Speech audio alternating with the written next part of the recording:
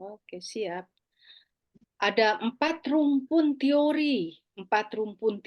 Ini minimal yang teridentifikasi, Bapak Ibu. Kalau misalnya nanti menemukan teori-teori lain yang berkaitan dengan pendidikan karakter atau pendidikan ahlak, maka silahkan.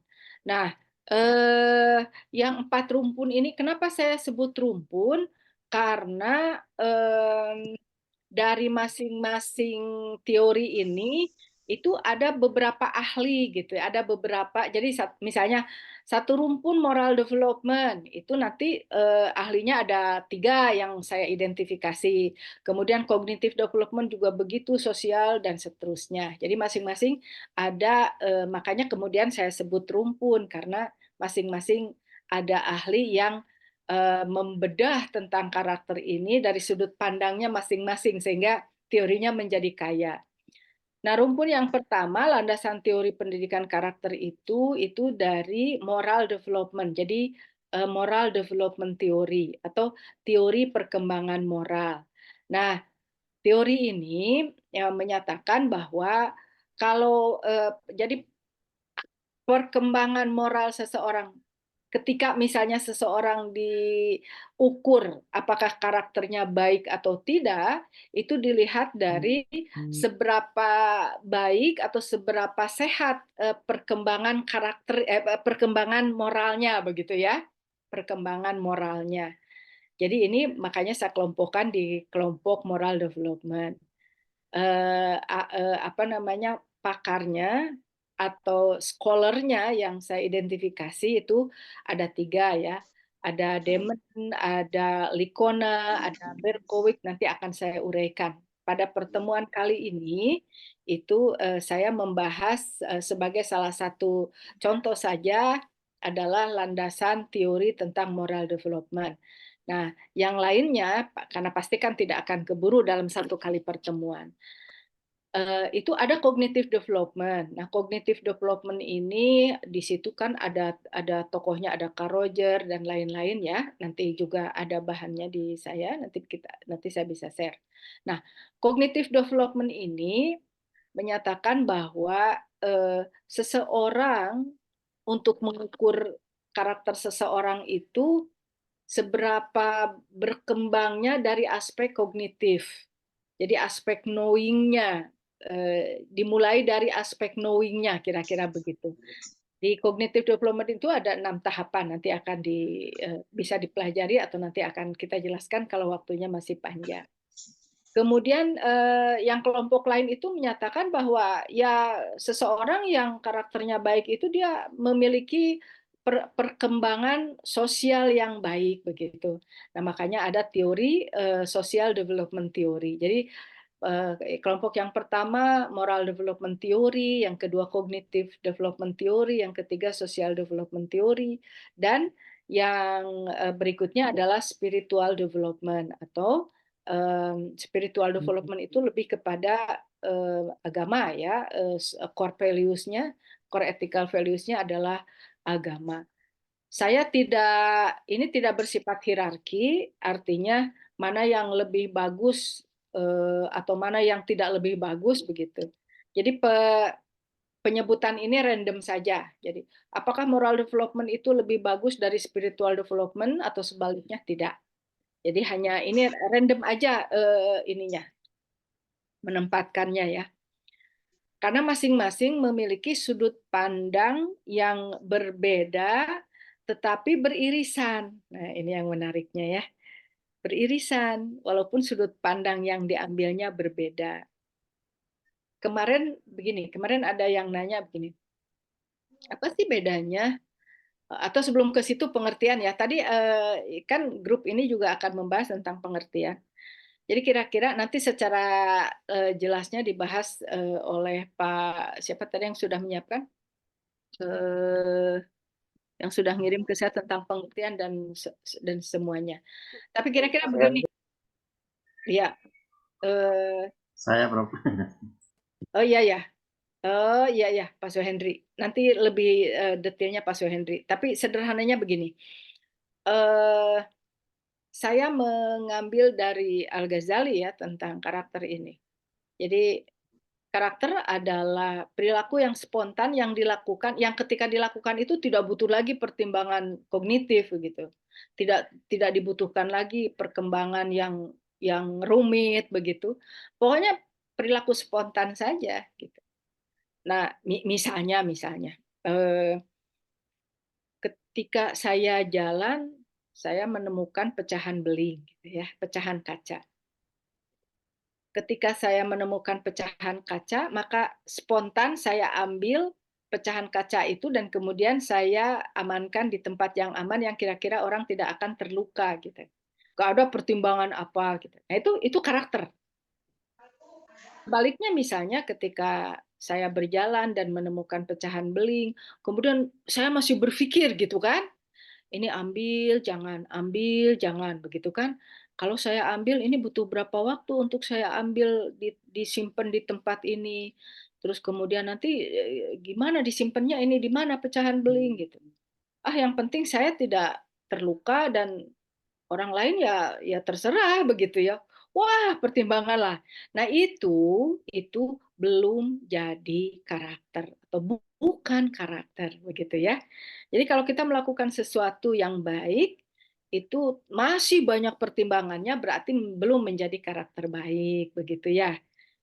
Eh, Kalau kita melakukannya ya spontan saja gitu ya, maka itu sudah menjadi karakter. Jadi karakter lebih kepada perilaku perilaku kita yang sudah dilabeli oleh nilai-nilai moral. Jadi kalau makan, tidur, berjalan itu bukan karakter, karena itu netral saja, belum dilabeli dengan nilai-nilai moral, gitu ya. Tapi ketika kita bicara misalnya tentang bicara santun gitu. Nah, santun itu karena sudah dilabeli oleh nilai moral, maka santun itu menjadi karakter. Jujur, bertanggung jawab gitu ya. Nah, itu apa? Perilaku karakter. Jadi perilaku yang sudah dilabeli oleh nilai-nilai moral. Yang atau nilai-nilai moral sudah dilekatkan pada satu perilaku tertentu. Nah, perilaku karakter apa saja atau perilaku apa saja yang disebut karakter. Nah, dalam Permendikbud kan dikuatkan melalui penguatan PPK, penguatan pendidikan karakter itu kan ada 18 jenis nilai karakter. Nah, 18 jenis nilai karakter itu religius, bertanggung jawab, jujur dan seterusnya ya. Bapak Ibu bisa googling ya.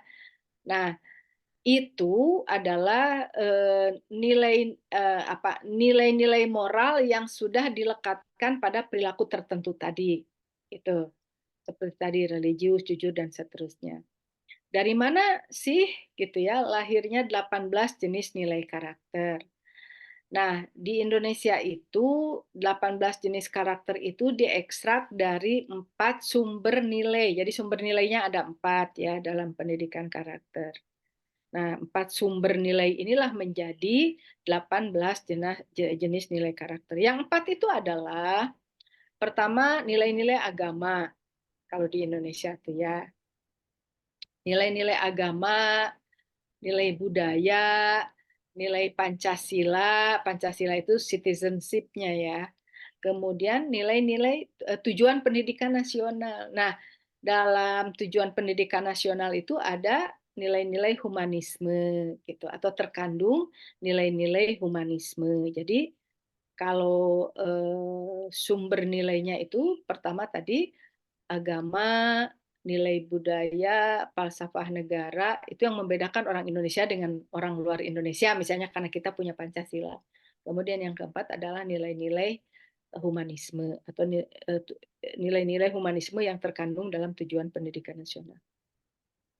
4 sumber nilai itu diekstrak melalui satu proses, melahirkanlah 18 jenis nilai karakter.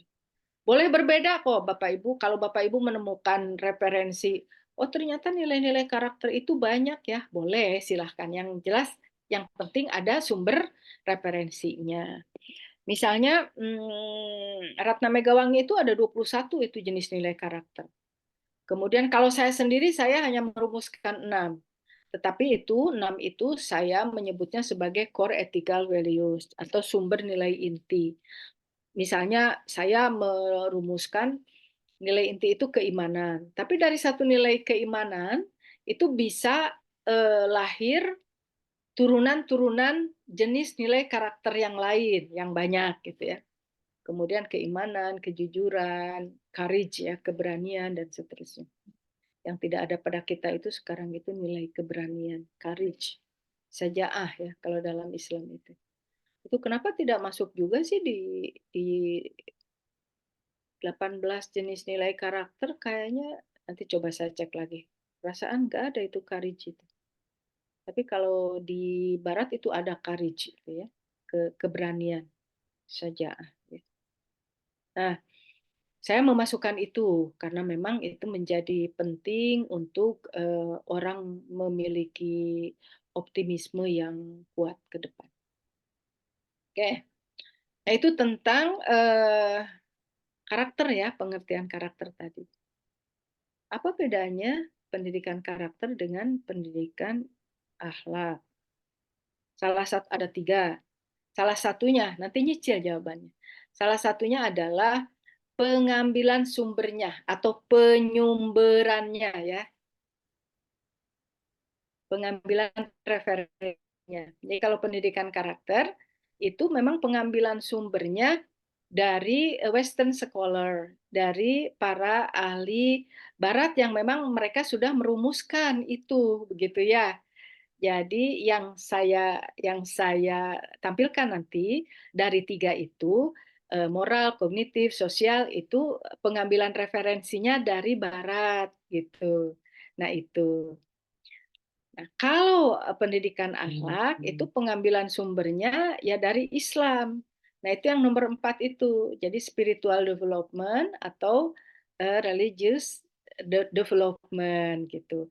Nah, di situ nanti para ahlinya ada Ibnu Miskaweh, kemudian Al-Ghazali, pasti ada Nasih Ulwan dan yang lainnya ya ada di situ. Bagaimana seseorang memiliki spiritual development gitu ya.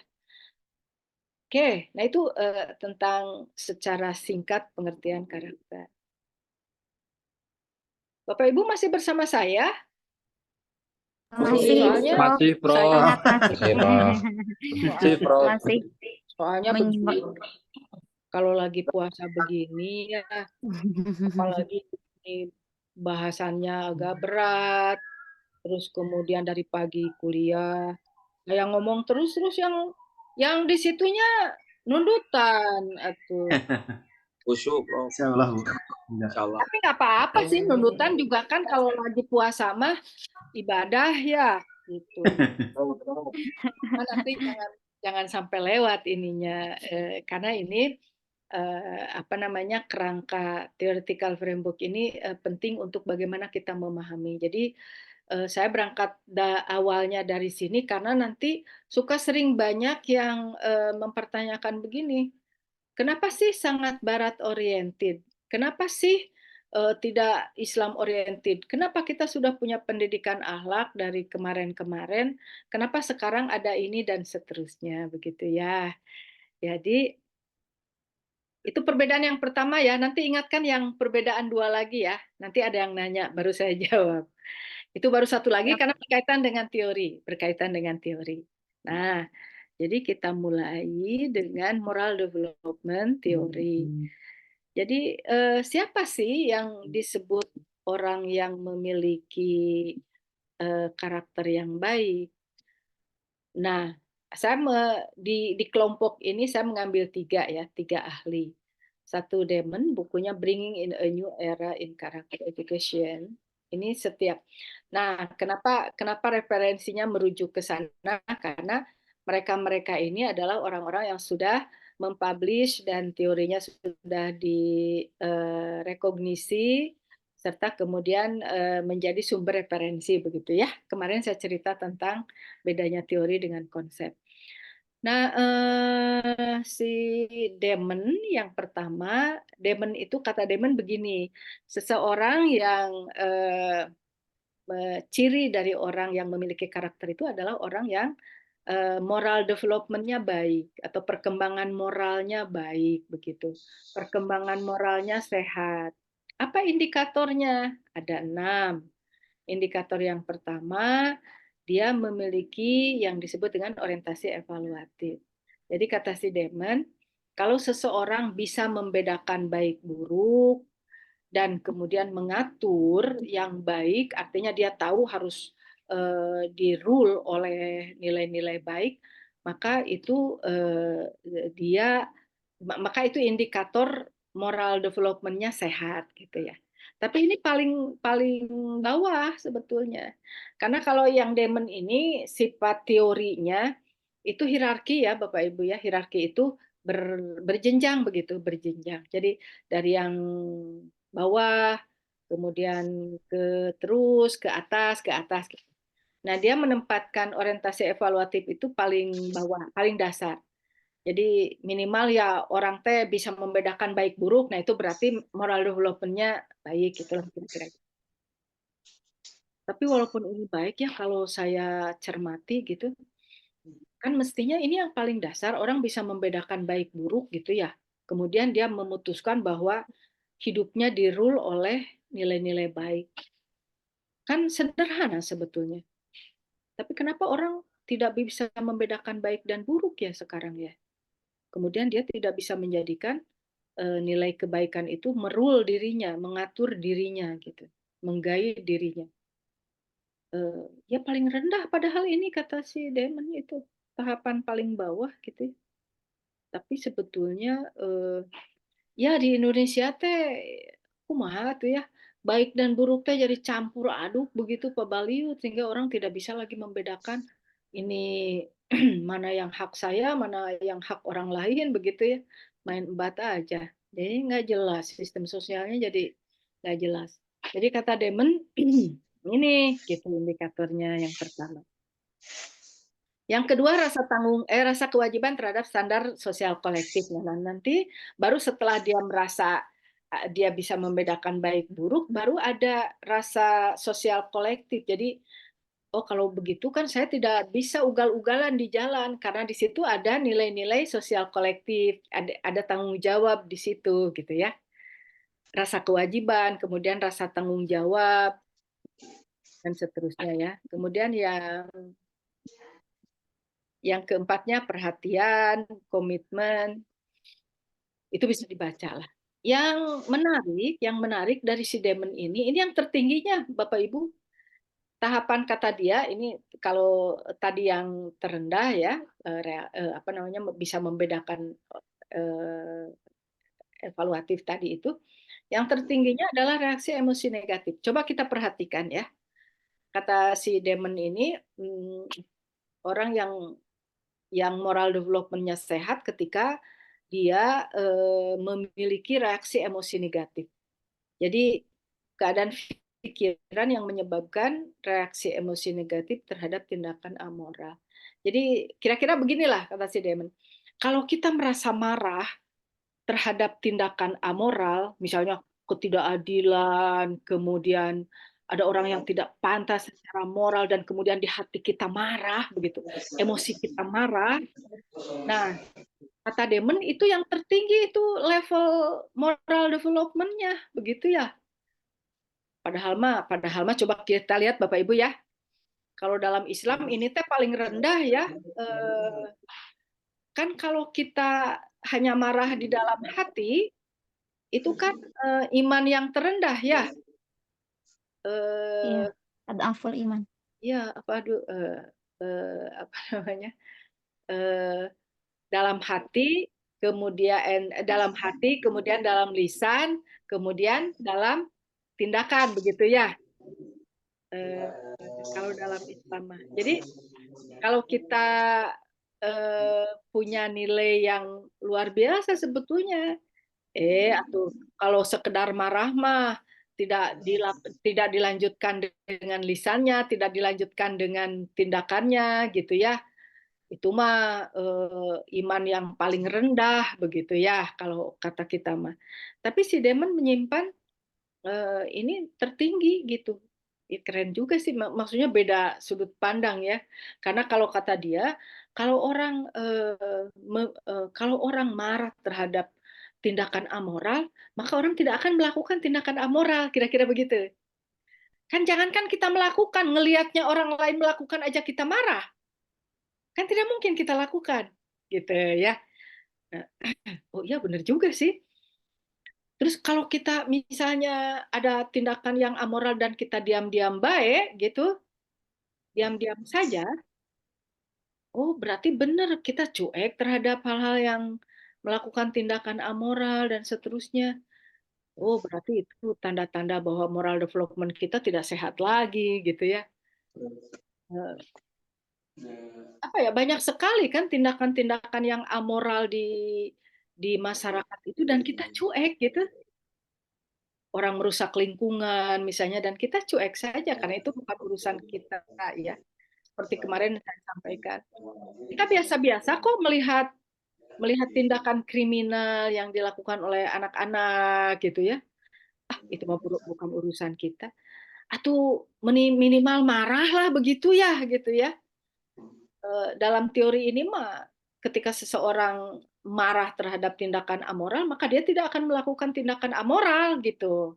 Gitu ininya teorinya. Atau teu marah-marah acan mah gitu. Kira-kira begitulah kata Demon. Bukan kata Demon. Terjemahan menurut Bu Aan begitu ya. Ya, jadi ini yang Demon masih di kelompok moral development ya Bapak Ibu. Yang kedua ini Likona. Kalau Likona indikatornya 4 ya. Likona ini ya sampai hari ini sih bukunya jadi babon untuk pendidikan karakter, educating the karakter. Nah, 4 dia. Nah, sifat dari teorinya siklik. Siklik itu spiral, berputar begitu. Kalau tadi kan berjenjang ya ke atas, ke bawah, ke atas. Kalau ini bersiklik begitu. Siklik itu sifat teorinya kan teori itu tidak bisa dipecah-pecah begitu ya. Jadi dia satu kesatuan.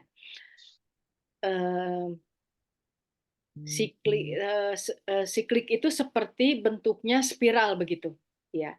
Nah, tapi dia dari dalam keluar. Kalau dari dalam keluar itu sentripetal ya. Koreksi kalau saya salah ya. Sentripetal ada sentrifugal ya.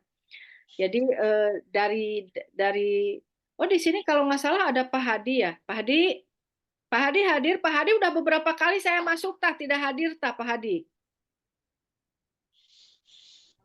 Ada hadir Pak Hadi? Tadi mah kelihatan ada, Bu Prof. Pak Hadir, Prof. Hadir, Prof. Jangan, oh ada Pak Hadi. Pak Hadi mah nyebrang dari biologi ke IP tah. Pak Hadi, kalau yang apa sentripetal dan sentrifugal itu ya, kan ini kayak spiral begitu, tapi ini dari dalam keluar gitu. Sentrifugal. Kalau sentripetal itu dari dalam keluar, kalau sentrifugal dari luar ke dalam. Berarti sentripetal ya. Sentripetal itu jadi begini kalau kalau apa siklik tadi itu spiral itu, nah dia Likona ini dari dalam keluar. Jadi si putarannya itu dari dalam dulu. Kata dia begini, ketika seseorang memiliki sensitivitas etik, artinya sensitivitas terhadap nilai-nilai moral etik ya, etik dan moral begitu, maka itu yang akan menggerakkan dia menjadi pertimbangan etik. Jadi dia masuk ke kognisinya. Jadi dari sensitivitas etik, terus kemudian ke pertimbangan etik, kemudian dari pertimbangan etik mendorong motivasi etik, dan motivasi etiklah yang menyebabkan tindakan etik. Jadi yang luarnya yang kelihatannya adalah tindakan etiknya begitu. Itu yang apa sifat dari teorinya siklik ya disebutnya gitu. Jadi kalau kata dia mah ya lihat aja gitu. Kalau misalnya apa seseorang itu memiliki, jadi sensitivitas etik itu kira-kira orang itu akan selalu mempertimbangkan perilakunya berdasarkan nilai-nilai moral etika. Nah, gitu.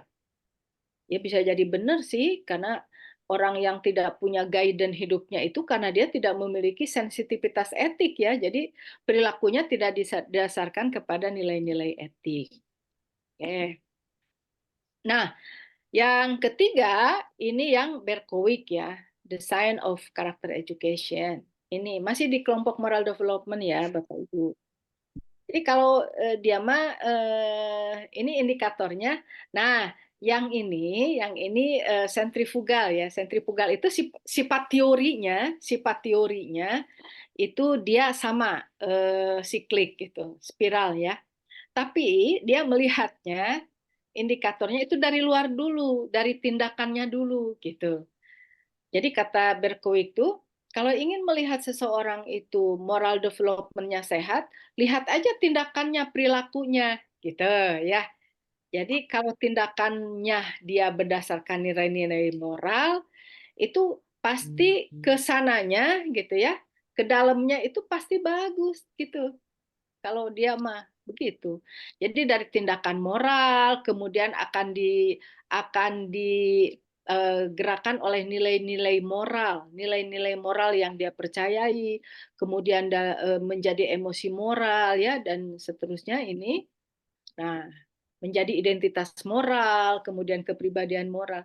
Yang menarik dari Berkowitz ini, Bapak Ibu, yang menarik itu ada metamoral. Nah, metamoral ya. Jadi kata dia ini yang tertinggi sih kata dia mah gitu. Jadi metamoral itu begini, seseorang, individu atau kelompok yang memang perilakunya itu sudah beyond of morality gitu. Jadi sudah melebihi nilai-nilai moral formal perilakunya itu gitu. Jadi seseorang yang sudah memiliki nilai moral tinggi, walaupun mereka tidak menisbatkan pada satu agama tertentu, tidak gitu. Tapi dia sudah perilakunya itu di-guide oleh nilai-nilai moral yang tinggi. Nah, kalau di Supima mungkin kita menyebutnya sebagai sudah pada tahap makrifat lah kira-kira begitu ya. Sudah pada tahap tertinggi gitu. Nah, kalau di mereka itu adalah orang-orang spiritualis, Bapak Ibu. Kalau Bapak Ibu misalnya baca mengenal Annemarie Simmel ya, Annemarie Simmel nulisnya Annemarie Simmel, seorang Jerman, bisa di googling. Itu dia bahkan menyebut sebagai anak rohaninya Syekh Jalaluddin Rumi ya. Karena dia menerjemahkan karya-karya Syekh Jalaluddin Rumi itu ke hampir berapa 36 atau 38 bahasa, pokoknya banyak sekali gitu ya. Dan dia apa ya, dia menjadi sangat terinspirasi hidupnya oleh Syekh Jalaluddin Rumi gitu, pengagum Syekh Jalaluddin Rumi. Dia nulis buku dari Konya ke Bukhara.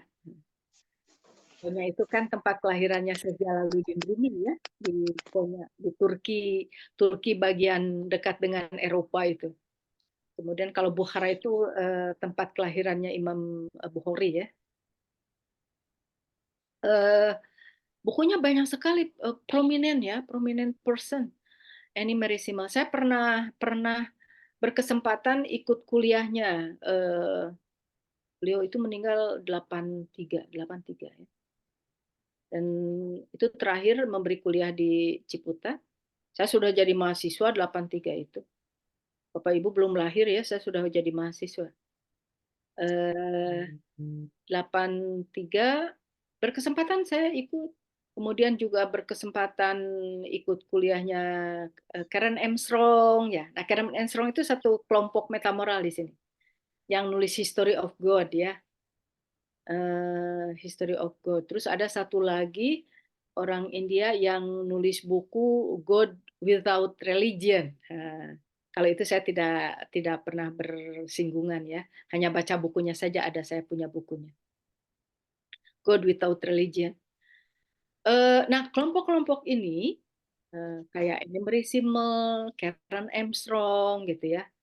Terus yang nulis buku itu saya lupa karena bukunya juga udah lama sekali ya, God Without Religion itu orang India. Nah, itu mereka kelompok-kelompok spiritualis. Jadi ketika ditanya what is your religion?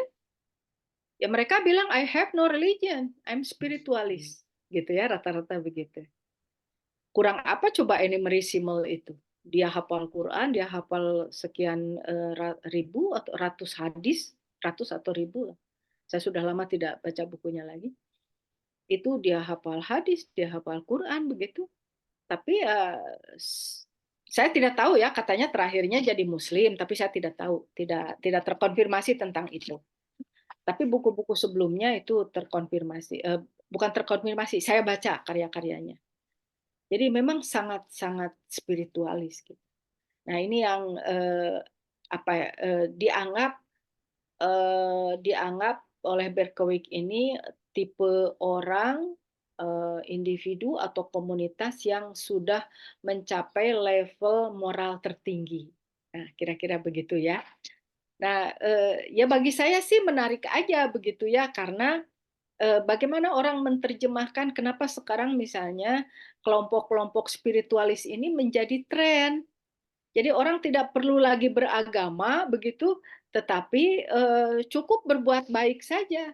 Karena ternyata dengan berbuat baik maka kehidupan alam semesta ini bisa dirule dengan baik gitu. Bisa ditata ulang dengan baik itu melalui nilai-nilai moral yang baik gitu ya. Bagi saya menarik aja. Tapi Bapak Ibu jangan baper dulu kan, karena saya katakan tadi mengambil ini untuk yang moral development itu saya mengambil Western scholar ya, kemudian untuk cognitive development di situ ada Kohlberg, ada Piaget, ada itu ya, itu juga Western. Kemudian social development itu juga ada Bandura, ada Carl Roger ya. Itu saya ambil bukunya sebagai referensi untuk menjelaskan bagaimana mereka membedah fenomena atau hal tentang karakter. Karena kan fungsi teori itu sebagai pisau bedah Bapak Ibu, sebagai alat analisis. Nah, demikian juga disertasi itu kan harus ada kerangka teori.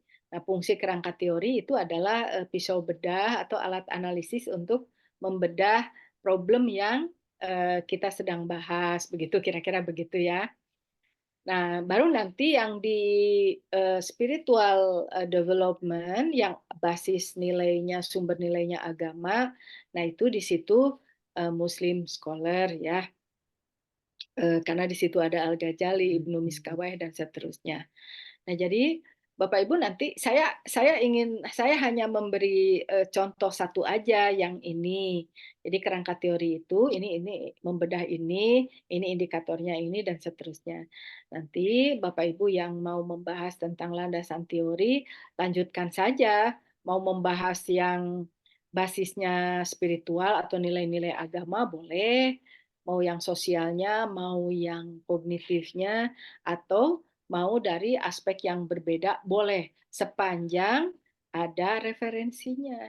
Jadi memang syaratnya harus jelas referensi, pengambilan referensinya dari mana, begitu ya. Sampai di sini silakan ada pertanyaan dulu. Ini baru satu kelompok saja. Silakan saya kasih kesempatan bertanya dulu biar Bapak Ibu tidak nundutan. Siang-siang begini udah puasa dikasih teori yang berat-berat lagi. Iya, Tapi kalau kita analisis sangat menarik sih tiap-tiap indikator teorinya. Oke, mangga silakan yang mau bertanya.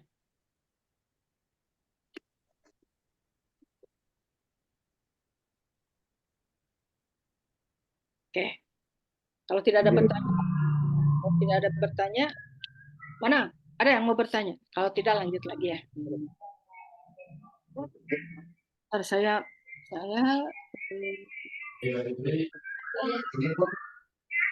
enggak, silakan yang mau bertanya. Ya, ini tadi itu lebih banyak masyarakat sekarang ke barat oriented. Itu penyumbang yang paling besar itu barat oriented, kecenderungan pada barat oriented itu apa kira-kira? Bagus. Jadi analoginya begini, ini saya punya jam tangan ya. Kelihatan nggak? Prof. Kelihatan, Prof. Oke, jam tangan ini ada huruf, ada angka ya. Lihat atuh, ini jam tangan branded itu tuh ada huruf. Iya, Prof, kelihatan. Nanti di Zoom. Oke, jam tangan ini saya nggak bicara tentang huruf tapi bicara angka. Ada 3 komponen dalam jam tangan ya. Ada 3 bagian. Ada 3 bagian penting dalam jam tangan ini. Satu, angka-angka yang menunjukkan angka ya. Menunjukkan angka. Yang terlihat itu angka ya. Nah, tapi angka ini, jarum ini yang menunjukkan angka digerakkan oleh mesin di dalam ya. Mesinnya tidak terlihat ya Bapak Ibu ya. Ya maksudnya terlihat juga, tapi kalau dipakai kan mesinnya tidak terlihat ya. Tapi ada begitu bendanya. Tidak terlihat gitu ya. Oke. Nih. Jadi ada angka, ada angka, ada mesin. Nah, unsur yang ketiga ada baterai. Di dalamnya ada baterai. Oke. Yang angka-angka yang terlihat itulah perilaku karakter. Jujur, bertanggung jawab, disiplin, empati, yang 18 tadi. Yang 18 tadi itu adalah angka-angka yang ada di jam tangan ini. Gitu ya. Analogi ya. Nah, yang di dalamnya itu kan sebelum perilakunya terlihat itu pasti ada proses di dalam. Nah, mesinnya itu gitu, sistem mesin. Mereka Western scholar itu berkontribusi pada mengkonstruksi mesin tadi. Jadi bersinggungan dengan kita mesin ini. Gitu. How does it work? Bagaimana nilai itu bekerja? Nah, gitu ya. Dan unsur yang ketiga adalah baterai tadi, baterai. Baterai itulah value, nilai yang diekstraknya, nilai yang diinternalisasi, nilai yang diolah. Bentuk perilakunya sama kita dengan mereka. Mesinnya kita bisa pinjam dari mereka karena mereka mesinnya sudah canggih, gitu ya. Tahapan-tahapannya, cara kerjanya, how does it work-nya udah canggih. Nah, tapi nilainya, value-nya, baterainya tidak bisa kita pakai karena tidak cocok dengan kita. Kita punya baterai yang lebih canggih, lebih komprehensif, lebih hakiki gitu ya. Karena akan mengatur kehidupan orang bukan hanya di dunia, tetapi di akhirat. Nah, baterai itulah yang milik kita, sumber nilai tadi.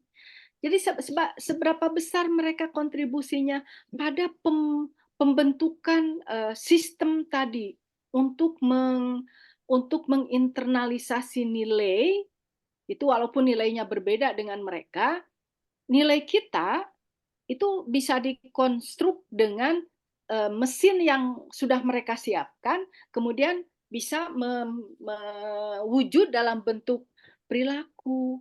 Jadi kalau Bapak Ibu yang ingin membahas disertasi tentang internalisasi misalnya.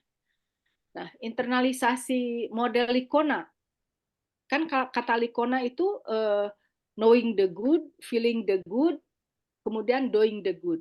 Jadi orang itu harus berpengetahuan, harus diberitahu, diajarkan tentang baik, kemudian feeling the good, afeksinya, perasaannya juga harus feeling the good. Baru nanti mewujud dalam doing the good, dalam melakukan hal-hal yang baik.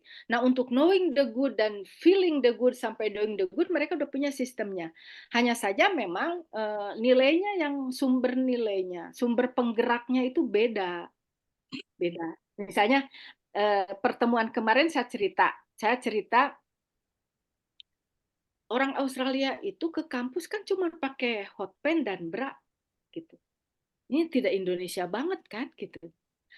Tapi kalau kita di sana, yang saya cerita kemarin saya pulang dari perpus jam 2 pagi, kok merasa secure gitu ya. Merasa secure, merasa aman, merasa nyaman jam 2 pagi naik bus gitu ya. Beda dengan di Indonesia kan gitu. Ada insecure, jangankan jam 2 pagi kan. Jam 8 malam aja udah rasanya deg-degan naik angkot, naik naik umum gitu. Ada perasaan insecure gitu. Nah, itu sumber nilainya berbeda gitu ya, sumber nilainya berbeda. Ada sesuatu yang salah bukan pada sumber nilainya di kita itu, pada proses internalisasinya. Makanya kenapa orang mempersoalkan, ya kan dari dulu kita punya pendidikan akhlak, itu saja kita pakai. Nah, jadi nilainya kita ambil, tetapi konstruksi nilainya itu kita bisa pakai yang mereka punya gitu, karena mereka kan sudah ya mereka jujur sih kalau bisa kita apresiasi, mereka itu tekun dalam penelitian, sehingga mereka punya sistem yang relatif lebih bagus begitu. Dah kita mah atau dah untuk urusan implementasi mah nanti dulu gitu ya. Orang Indonesia, orang Islam itu punya dalil. Itu minal iman misalnya gitu ya. Itu orang Barat itu tidak ada itu dalil itu, tidak punya mereka dalil itu. Tapi kalau Bapak Ibu ke Jepang, itu di subway di bawah itu bersih banget.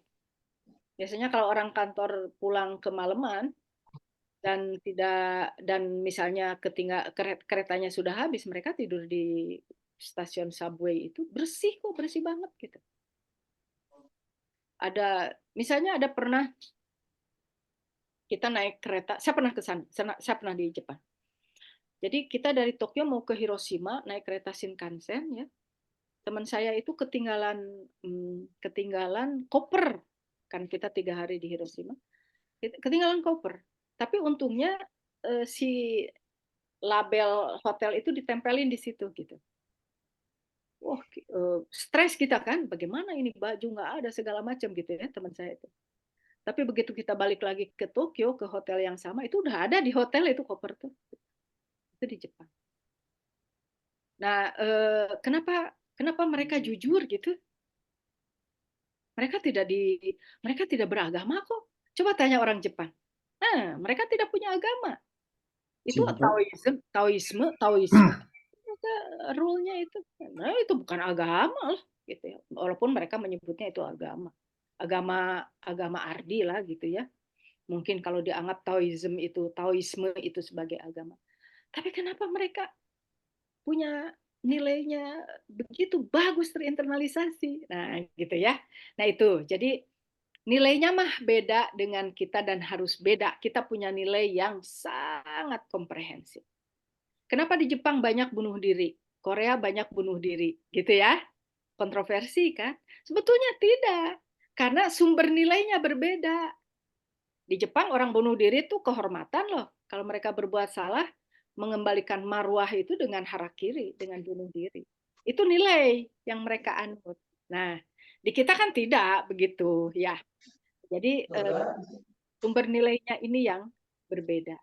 Jadi baterainya, jangan pernah pakai baterai orang lain. Kita punya baterai, tapi kita bisa minjem mesinnya, kita bisa minjem wujud angka-angkanya.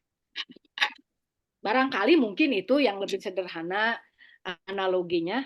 Nggak tahu masuk atau tidak. Menurut saya sih masuk aja ya, karena untuk menjelaskan sesuatu yang rumit, mungkin analogi ini masuk menurut saya, karena saya pernah di beberapa tempat yang berbeda dan kemudian saya cermati dan baca referensi. Oh ini mungkin problemnya. Kita berada pada sistem untuk mengkonstruksi nilai itu, how does it work-nya itu yang tidak ada. Kita juga tidak tahu ya, kenapa berhenti pada knowing the good saja di kita ini. Kalau semua orang itu tahu tentang baik ya, apakah misalnya orang yang korupsi itu tidak tahu bahwa korupsi itu tidak boleh? Pasti tahu lah, knowing the good-nya tahu. Tapi kenapa tidak sampai doing the good? Berarti ada proses yang belum selesai di kita nih. Begitu ya. Bapak Ibu, tahu nggak kalau berbohong itu tidak boleh? Ada yang tidak tahu bohong itu tidak boleh? Ayo, bohong itu Semuanya boleh? tahu. Tahu semua. Oke, pertanyaannya, apakah sok angkat tangan siapa yang tidak pernah berbohong?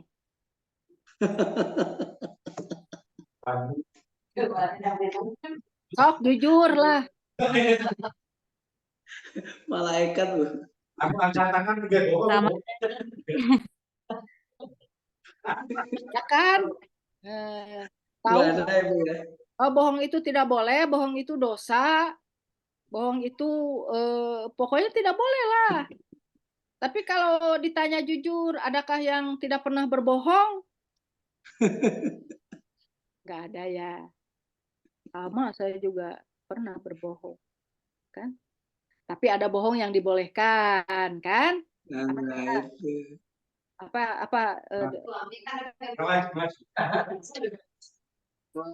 Prof, suami menjaga perasaan istri. suami yang menjaga, suami yang memuji istrinya, begitu ya? Atau istri Ya. yang memuji suaminya? Prof, izin bertanya, Prof. Boleh, mangga. Tadi cerita di Jepang itu juga sama, saya pernah dapatkan cerita dari dosen saya, almarhum Agus Nurdiatno. Itu sama di Jepang. Dia eksperimen dengan meninggalkan dompet di taman. Jadi dia eksperimen tinggalkan di dompet di taman, pulang ke hotel itu dompet sudah ada di hotel. Jadi itu eksperimen yang sama, kejadian yang sama. Pertanyaan saya, Prof yang sudah ke sana ini melihat proses pendidikan karakter di sana itu seperti apa? Maksudnya seperti yang kemarin kita diskusikan itu kan kalau di Indonesia ini kita melihatnya lebih banyak yang aspek kognitif. Ngajar guru pun kejar target materi, ya kan? Artinya bahkan di sekolah prasekolah di PAUD ini itu sekolah yang dianggap sukses itu sekolah yang sudah bisa membaca anak-anak sudah bisa membaca, bisa ini tidak pada aspek afektif ataupun aspek kesopanan atau yang itu yang jadi penilaian utama. Maksud saya kita belum ke Jepang, pengen juga ke Jepang. Mungkin pengen Ayo. barangkali studi banding ini, studi banding, Bro. Ayo. Itu maksud saya di sana itu seperti apa? Untuk jenjang misalkan untuk anak usia ini, anak-anak itu pendidikannya seperti apa? Untuk pendidikan karakternya. Ya, saya ke sana agak lama juga sih, undangan dari Membuso ya waktu itu. Tapi itu tahun 93 saya, tahun 93, udah lama sekali. Tahun 93 kan Bapak Ibu belum lahir ya. Saya sudah melanglang buana ke sana undangan. Nah, yang menarik saya ditempatkan di salah satu kompleks sekolah itu dari TK ya, playgroup TK sampai SMP gitu. Di bawah kaki Gunung Fuji, saya lupa desanya desa apa namanya gitu. Nah, yang menarik begini. Jadi kalau kan anak-anak itu ya, begitu pas makan itu mereka berdiri ngantri gitu ya. Ngantri ngambil makan kan nanti dikasih makannya oleh pegawai kantinnya di situlah gitu ya. Dimasukin nasi apa segala macam. Tapi mereka mengambil peralatannya sendiri baru dikasih. Duduk bareng. Nah, yang menariknya itu, kalau di Indonesia yang begitu juga ada lah, sudah dibiasakan ya sekarang. Yang menarik, ketika sudah selesai makan, mereka berdiri lagi, gitu ya, mereka berdiri serentak, dan itu ngantri lagi hanya untuk menyimpan mangkok bekas. Jadi si sekolah itu menyediakan drum gede aja begitu. Tempat mangkok di sini, tempat piring di sini, tempat sumpit di sini, begitu. Jadi berdiri ngantri lagi, yang kemudian muter lagi hanya untuk menyimpan piring bekas kotor makan pada tempatnya, begitu. Nah, yang itu saya terkesan sekali. Saya bilang, ini penanaman tanggung jawab ya. Itu penanaman tanggung jawab yang menurut saya bagus banget gitu. Dan itu anak TK yang dibiasakannya kan gitu. Nah, sehingga tanggung jawab itu menjadi bagian yang bagi orang Jepang itu tanggung jawab itu bagian dari harga diri gitu. Jadi kalau ada seseorang yang keluar dari rule yang harus tadi kewajiban kolektif, nilai-nilai kolektif itu akan malu gitu. Nah, itu yang dari TK, SD, SMP ya begitu-begitu gitu, Pak. Nah, di kita ini sulit, kita bisa ngantri. Sekarang-sekarang sih bagus ya udah bisa ngantri. Saya waktu itu belum ada budaya antri di Indonesia gitu. Satu saat saya beli apa seperti ke Indomaret gitu. Terus saya pikir kan langsung ke kasir ya. Ini langsung nyelonong ke kasir. Ya dimarahin sama kasir. Karena orang di belakang kan ngantri. Malu banget ya. Karena di zaman itu kan belum ada budaya ngantri di Indonesia, baru sekarang. Kadang-kadang sih sekarang juga. Jadi saya mau, dan sejak itu saya menjadi orang yang pengantri sejati. Malu saya dipermalukan anak SD. Amin. Itu ya. Nah, kemudian di Indonesia kan juga udah bagus budaya ngantrinya. Tapi maksudnya kalau kita menanamkan satu nilai karakter itu memang dibutuhkan konsistensi dan ekosistemnya menunjang, ekosistemnya support. Nah, di sana itu yang mereka miliki gitu. Jadi ekosistemnya support, mendukung. Kalau tidak kan ya sederhana lah, melarang bapak ibu guru nih, melarang anak tidak boleh merokok di sekolah, tapi bapak gurunya merokok ya. Nah itu berarti ekosistemnya rusak, tidak support. Dan di kita itu hampir begitu. Jadi nilai yang ditanamkan itu support sistemnya, ekosistemnya tidak support. Itu. Ya. Tadi siapa lagi yang mau bertanya tadi? Sok kita mau. Saya Prof. Izin Prof. Enggak. Izin Prof. Enggak. Pak Rupiah, Prof. Terima kasih Prof. Silakan. Pak Acat abi heulanya. Ya, siap. Lanjut Pak Dewan. Sebetulnya ini materi yang luar biasa. Tentunya saya juga terharu atas pertanyaan dari Prof tadi ya. Begitu nanya, ada yang pernah berbohong nggak? Tapi nggak ada yang berani menjawab ya. Ini luar biasa. Artinya kita memang pernah berbohong ya. Nah, oleh karena itu tentunya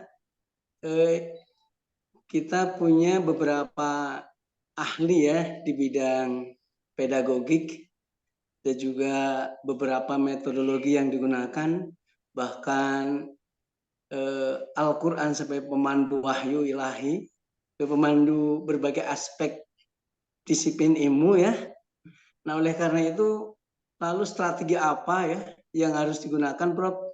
Atau metodologi apa yang digunakan lagi sehingga kita bisa mencetak generasi yang jujur sebagaimana yang dialami oleh di masa-masa sahabat ya, itu sangat jujur gitu. Bahkan kalau lihat setelah terbunuhnya Utsman bin Affan itu ya, Ali bin Abi Thalib pernah bicara waktu itu, tidak pernah ada, saya tidak pernah berbuat bohong. Nah, akhirnya memang di masa itu tidak ada orang yang berbohong. Di masa Rasulullah itu sulit cari orang yang berbohong. Tapi di era sekarang ini sampai hampir nggak ada orang yang jujur. Nah, oleh karena ini kita perlu banyak pakar-pakar ilmu pendidikan ya, yang tentunya tidak lepas dari bicara tentang akhlak dan karakter. Kemudian juga landasan ideologi negara kita juga Pancasila mengajarkan tentang bagaimana ketuhanan ya, sehingga merasanya semua manusia merasa diawasi. Kemudian juga tidak sedikit orang yang mempelajari tentang ketauhidan gitu ya, bahwa di sana pentingnya kejujuran atau karena Allah maha tahu. Nah, oleh karena itu dengan adanya apa ya kelemahan ya, atau kelemahan para peserta didik atau juga pendidik, sehingga harus muncul metode baru gitu Prof. Metode apa sih sebenarnya yang harus diterapkan oleh para pakar pendidikan sehingga bisa mencetak generasi yang jujur? Itu pertanyaan saya, Prof. Terima kasih, Prof. Ya, terima kasih Pak Supriyadi. Memang seperti minggu lalu saya sampaikan, dalam teori yang saya kembangkan di buku itu kan ada karakter itu dibentuk dari dua pilar ya. Satu pilar autonomius dan kedua pilar heteronomius, atau satu pilar otonomi, yang kedua pilar heteronomi. Nah, dua pilar ini yang harus saling menguatkan. Apa itu heteronomi dan otonomi dan heteronomi? Nanti terakhir akan kita bahas ya. Karena itu aspek penting dalam pembentukan karakter. Tapi intinya tadi pertanyaan Pak Supriyadi itu betul, bahwa problem di kita itu untuk penanaman nilai-nilai baik apapun itu ekosistemnya tidak konsisten Pak di kita itu. Padahal untuk penanaman satu nilai itu membutuhkan ekosistem yang support. Ekosistem itu pokoknya dari A sampai Z-nya itu harus konsisten gitu. Tidak boleh ada yang, jadi kalau rantai mah, jadi rantainya itu tidak putus. Misalnya jadi ya di sekolah itu kan misalnya dari mulai satpam di depan sampai tukang kantin di belakang itu misalnya mereka ngomongnya santun, tidak ada kata kancing coplok keluar di sekolah misalnya begitu ya. Jadi dari satpam, kemudian manajemen, kemudian tukang kantin, itu ekosistem itu semua. Ekosistemnya harus support. Jadi ketika misalnya ingin menanamkan satu nilai disiplin misalnya, itu berarti kan harus dari ujung ke pangkal, dari hulu ke hilir itu harus konsisten. Nah, itu ekosistemnya termasuk kebijakan, kemudian stakeholder ya, dalam ekosistem itu kan ada stakeholder, ada masyarakat, ada intinya untuk menanamkan satu atau dua nilai karakter itu ya ekosistemnya harus sehat itu, Pak. Dan kita sedang tidak sehat, kita sedang tidak baik-baik saja. Sok coba boleh berargumen, boleh didebat. Kita sedang ekosistem pendidikan kita sedang tidak sehat, Boleh, sedang Prof. tidak baik-baik Izin, saja. Prof. Bocor. Ya, mangga. Kalau melihat di era Rasulullah ya, Nabi Muhammad SAW itu pendidikan karakter yang diajarkan oleh Rasul kepada para sahabat, khususnya ashabikun al-awalun ya, sehingga muncul para sahabat yang jujur, apa sih yang diajarkan gitu loh, sehingga kok mereka punya loyalitas tinggi, punya karakter yang bagus, bahkan mereka pun ikhlas itu berjuang untuk membela Rasulullah di masa Rasulullah itu betul-betul sudah terjepit, bahkan akan dibunuh oleh orang kafir Quraisy. Nah, sebetulnya apa yang diajarkan Rasulullah? Nah, sampai saat ini, Prof, ini belum muncul gitu ya para ahli pedagogik yang mengangkat apa sih metode Rasulullah yang diangkat pada masa itu sehingga muncul generasi yang luar biasa begitu. Nah, ini mohon mungkin apakah memang kita gitu ya terlalu mengkiblat para ahli pendidikan dari barat atau bagaimana sehingga tidak muncul gitu loh. Nah, yang ujung-ujungnya masyarakat kita ini nggak hidup yang penuh dengan berkah gitu loh. Ya, tergantung kita melihatnya dari aspek apa, dari kajian apa gitu ya. Kalau misalnya sudut pandangnya teologi gitu, ya zaman Rasulullah, zaman para sahabat, para sahabat awalun itu ya pasti dibimbing oleh Allah secara langsung ya. Jadi secara teologis mah Allah menjaganya dengan sangat ketat lah kira-kira begitu. Kan tidak mungkin juga ketika Rasulullah masuk ke Gua Hiro terus tiba-tiba ada ramat lancah begitu ya. Kan kalau tidak dijaga oleh Allah secara ketat tidak mungkin ujug-ujug membuat ramat lancar gitu ya. Nah kayak gitu. Jadi kalau saya secara teologis Allah masih menjaga dengan sangat ketat gitu ya dakwah Rasulullah dan para sahabat. Nah, kemudian kalau dari sisi sosiologi memang kan kalau komunitas sedikit itu memiliki soliditas kelompok yang sangat kuat. Nah, sehingga misalnya didukung oleh role model ya, pemodelan. Nah, dalam teori pendidikan mah di situ letaknya teori pemodelan itu menjadi sangat efektif karena di situ ada role modelnya. Nah, kalau di kita sekarang siapa yang jadi role model kita? Nggak ada, Pak. Secara langsung ya, betul Rasulullah itu role model kita, tapi jaraknya kan 1.500 tahun. Role modelnya ada pada referensinya, ada pada hadisnya, ada pada sunnahnya begitu. Kalau dulu kan role modelnya bertemu langsung begitu. Nah tentang referensi Barat, sebetulnya di kita itu tidak terlalu berorientasi ke Barat gitu ya. Justru kita menggali misalnya model metode itu dari kita ya karena misalnya yang saya tahu itu sebut misalnya PBL, PJBL gitu ya, metode-metode yang digunakan sekarang itu kan mungkin referensinya ada beberapa dari Barat, tapi prakteknya mah ada beda, prakteknya mah tidak seperti PBL yang diterapkan di Amerika, misalnya yang diterapkan di Australia, beda banget. Artinya kalau bukan persoalan metode, bukan persoalan teknik mengajar, tetapi tadi kembali ekosistem. Kalau dalam penanaman karakter itu ekosistem menjadi amat sangat penting, harus support. Nah di kita itu sekarang tidak support sistemnya yang lemah. Jadi rantainya itu pegat di sana sini. Kalau atap mah bocor di sana sini gitu ya. Sulit ya untuk bisa mewujud dalam bentuk. Tapi apakah harus kita biarkan? Ya tidak tuh. Kan ini Bapak Ibu nih yang 30 orang ini dokter-dokter ilmu pendidikan yang saya sebut Amin. sumur tadi menjadi penawar haus ilmu, harus jadi solusi. Harus lahir dari Bapak Ibu lah yang 30 ini. Dokter. Amin. Ya. Insya Allah amin, Prof. Amin. Tadi siapa yang itu? Pak Munah. Ya. Tadi nanti ke kelas A ya. Kelas A ada yang ini. Pak Munah tadi mah enggak? Anggap saja ngabuburit Bapak Ibu ya. Ngabuburit dengan berpahala. Jam berapa sekarang? Amin. Oh, masih ada. Tenang aja, maghrib masih lama. Ayo Pak.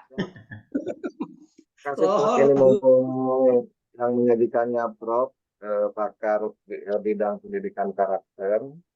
Jadi sebagaimana kita katakan bahwa pendidikan akhlak dan pendidikan karakter itu trendnya itu duluan pendidikan akhlak gitu ya. Sementara pendidikan karakter itu mungkin ya ataupun sepengetahuan saya itu dikenalkan oleh Thomas Likona sekitar 1990-an. Nah ini tadi juga oleh Prof disinggung terkait pendidikan karakter, pendidikan akhlak ada beberapa perbedaan, baru satu ya disampaikan. Saya ingin bertanya ya yang lebih mendasar lagi.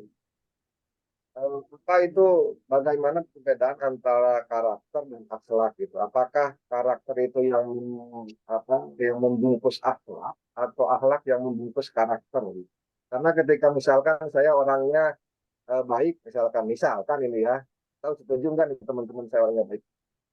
Saya orangnya baik, misalkan salah satu contoh baiknya saya itu sopan santun gitu ya. Maka dikatakanlah Munasir itu berakhlak baik, Munasir itu berkarakter baik. Nah sebenarnya titik perbedaannya di mana gitu sehingga saya betul-betul yakin bahwa karakter dan akhlak itu berbeda karena di mata kuliah juga itu namanya pendidikan akhlak dan karakter, nggak pendidikan akhlak atau karakter gitu ya. Nah itu mohon dijelaskan lebih jelas lagi supaya dahaga saya ini terobati Ibu. Karena saya udah baca-baca beda karakter, beda akhlak masih memang sudah ada pengetahuan sedikit cuman ingin langsung dengan Prof gitu ya disampaikan langsung tidak hanya satu arah saya membaca buku saja gitu khawatir saya salah tafsir gitu. Terima kasih. Ada tiga perbedaannya tuh jadi saya jawab ya tadi udah saya keluarin satu. Tiga perbedaannya. Satu, kalau satu dari sisi tujuan ya, beda. Tujuan. Arah. Kalau pendidikan karakter itu sifatnya, dari sisi sifat dulu lah. Sifatnya pendidikan karakter itu antropomorfis. Antropomorfis. Morfis ya, antropo dari antropologi ya. Istilahnya ya begitulah, saya bikin itu. Antropomorfis. Dari morfis gitu ya. Morfis. Kalau pendidikan akhlak itu teomorfis. Nah, beda. Oke. Nah, apa itu teomorfis dengan antropomorfis? Nah, kalau pendidikan karakter itu antropomorfis, jadi orientasinya orientasi yang bersifat kemanusiaan. Jadi pendidikan karakter itu ya tugas kemanusiaan saja supaya manusia berbuat baik gitu. Tidak harus menjadi hasanah fi dunya wal hasanah fil akhirat gitu. Cukup hasanah fi dunya gitu ya. Cukup dengan aan hasanah, tapi kalau aan hasanah sih harus fi dunya wal akhirat gitu ya. Harus di dunia dan akhirat. Jadi antropomorfis itu tugas-tugas peradaban kemanusiaan ya, tugas-tugas kemanusiaan. Kalau teomorfis itu sifatnya adalah memang perintah Tuhan. Pendekatannya pendekatan ketuhanan. Jadi mau ada atau tidak fenomena sosial fenomena sosial negatif, ya pendidikan akhlak harus terus ada karena memang hakikatnya manusia itu ya berakhlak. Itu berakhlakul karimah. Rasulullah aja diutus oleh Allah untuk menyempurnakan akhlak manusia. Artinya itu tugas ketuhanan itu. Gitu ya. Kewajiban agama, pendidikan akhlak itu wajib ada pada setiap jenjang, pada setiap level, pada setiap kurikulum. Jadi tidak ada itu agama harus tidak ada dari pendidikan. Salah itu dalam pendidikan kita. Karena pendidikan akhlak itu memang kewajiban agama. Mau ada atau tidak ada fenomena, tetap kehidupan manusia itu harus di-roll, harus di-guide, harus dibimbing oleh nilai-nilai agama yang mewujud dalam perilaku baik gitu ya. Jadi teomorfis. Nah, kalau pendidikan karakter kan antropomorfis, jadi dia tugas peradaban saja. Nanti kalau manusia sudah baik semua, tidak perlu lagi ada pendidikan karakter gitu. Kalau manusia sudah soleh semua, begitu ya, memiliki kesalehan sosial, ya tidak perlu lagi pendidikan karakter. Di Jepang, di Korea, Australia, Singapura, atau mana yang negaranya sudah sistem sosialnya bagus, kan tidak ada pendidikan karakter. Jadi ya tugas peradaban saja begitu. Tapi ya itu ya. Jadi dari sisi arah tujuannya beda gitu ya. Kenapa sekarang pendidikan karakter di-up lagi? Ya karena fenomena tidak berkarakternya kan semakin nyata atau sekarang yang saya kemarin sebut fenomenanya mengerikan sekarang kan begitu. Jadi perlu ada satu sistem yang bisa diterima oleh seluruh bangsa Indonesia, yang Islam, yang Kristen, yang Katolik, yang Buddha, yang apa gitu ya. Kenapa menegasikan pendidikan akhlak? Tidak menegasikan, saling melengkapi. Yang tadi nilai-nilai akhlaknya sebagai baterainya, konstruksi nilainya atau mesinnya itu bisa dari pendidikan karakter karena mereka sudah menerapkan dengan baik begitu. Baru nanti perilaku karakternya akan sama. Yang analogi jam tangan itu adalah bentuk dari tadi perpaduan antara apa yang mereka punya dan apa yang kita punya, begitu ya. Apa tadi sudah ya, teomorfis, satu antropomorfis, jangan kebalik. Jadi yang akhlak itu adalah teomorfis. Pendidikan akhlak kewajiban agama sifatnya mutlak. Jadi kalau pendidikan Indonesia sudah menegasikan pendidikan agama, harus kita protes. gitu ya. Wajib itu mah, karena itu kewajiban agama. Jihad. Nah, jihad itu yang begini-begini, Bapak Ibu, bukan perang membawa senjata, kemudian begitu ya. Jadi teomorfis ya. Yang kedua, penyumberannya tadi sudah saya sampaikan ya, sumbernya. Jadi kalau pendidikan karakter itu karena mereka sudah punya duluan, maka penyumberannya pendidikan karakter lebih banyak mengambil dari Western scholar. Jadi para ahli dari Barat begitu.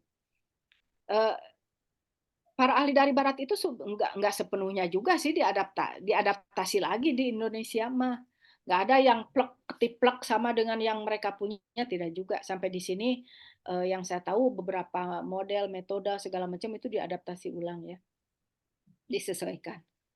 Kemudian, nah kalau kita itu, kalau pendidikan akhlak itu ya dari Muslim scholar ya Bapak Ibu. Dari Muslim scholar.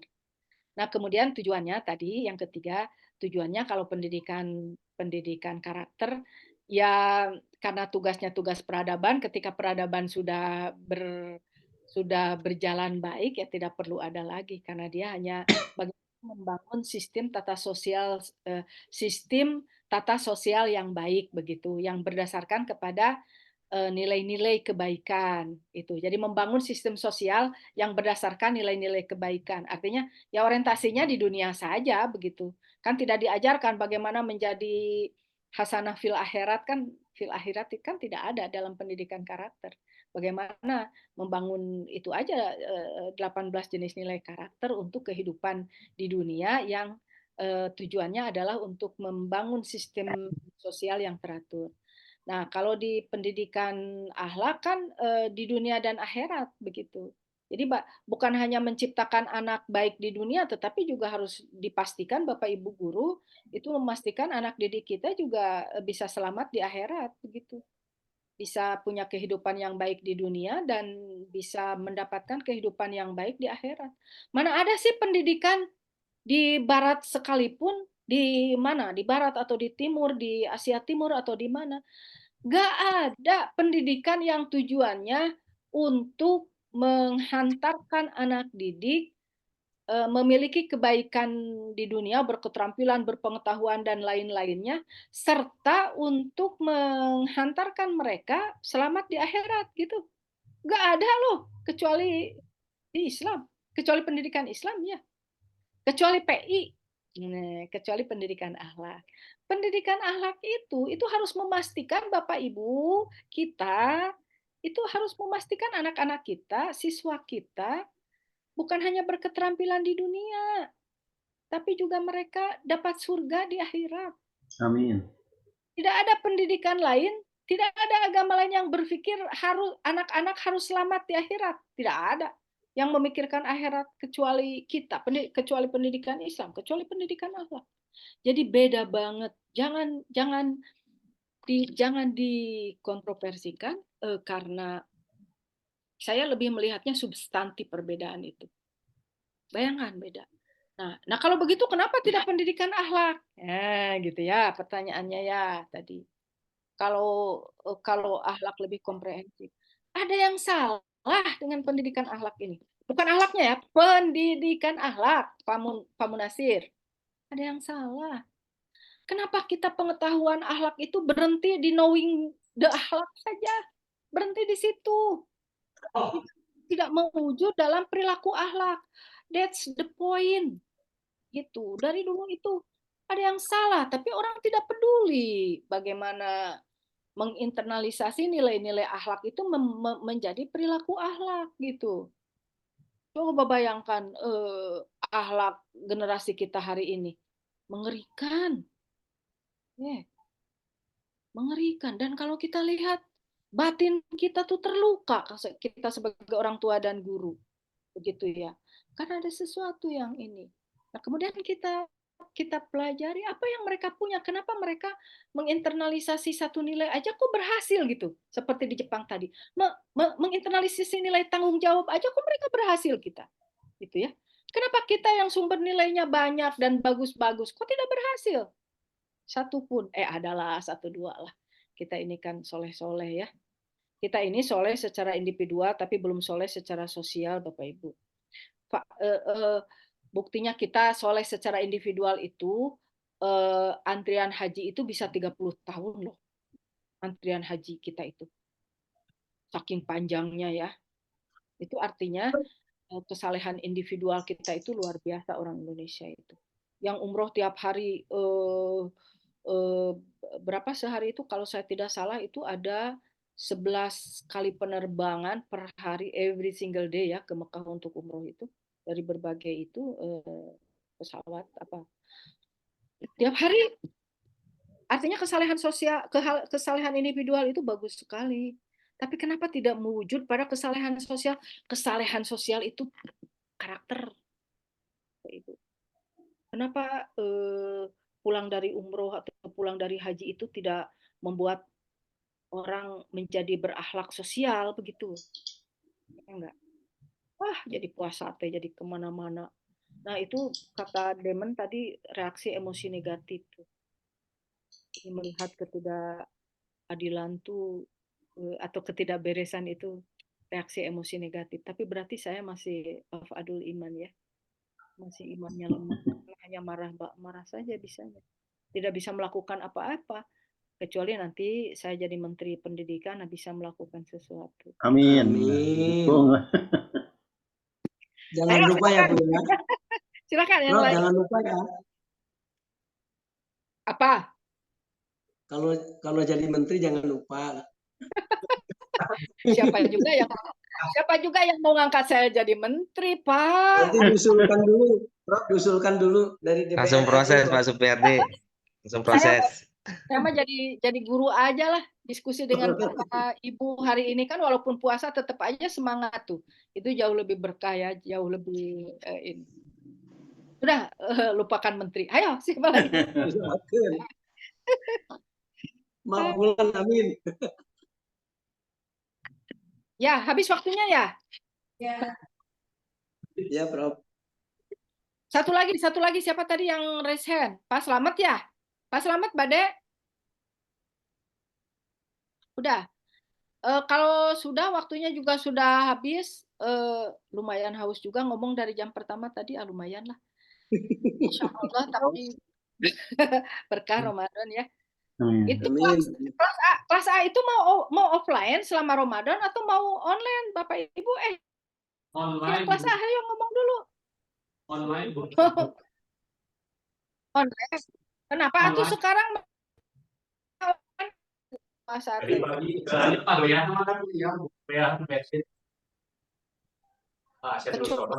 niatnya ngabuburit, apa-apa ngabuburit lah. Online aja ya Pak ya, dosennya dirayu atau online gitu. Jadi saya kan juga tidak harus ke kampus. Betul Bu, setuju Bu.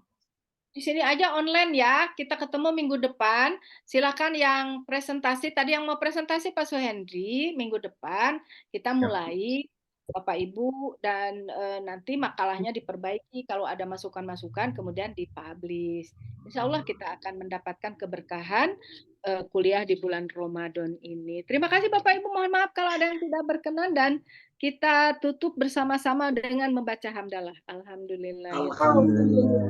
Assalamualaikum warahmatullahi wabarakatuh. Waalaikumsalam warahmatullahi wabarakatuh. Sehat semuanya ya. Kosmanya, Kosma A dan Kosma B yang daftar hadirnya di WA ya, di grup, karena saya tidak membuka salam, lagi males membuka salam, jadi manual aja nanti saya tulis ya. Atur nuhun, Bapak Ibu, izin live. Terima kasih Bu.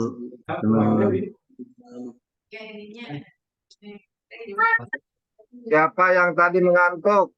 Angkat tangan. Jujur. Saya nyari jujur itu hese kok Guru. Saya tadi ngantuk. Ayo gerak pulang kelas A. Ayo kelas A, gerak pulang. Hati-hati ya, kelas A hati-hati. Selamat sampai tujuan. Ya, kalau ngantuk turun dulu ya, jangan maksain Pak Iqbal, jangan maksain. Pak Erik.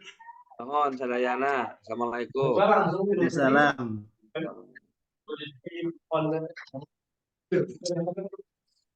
Ya, udah ya, Jinlet ya. Sunuhun sedayana. Nah, ya, Assalamualaikum.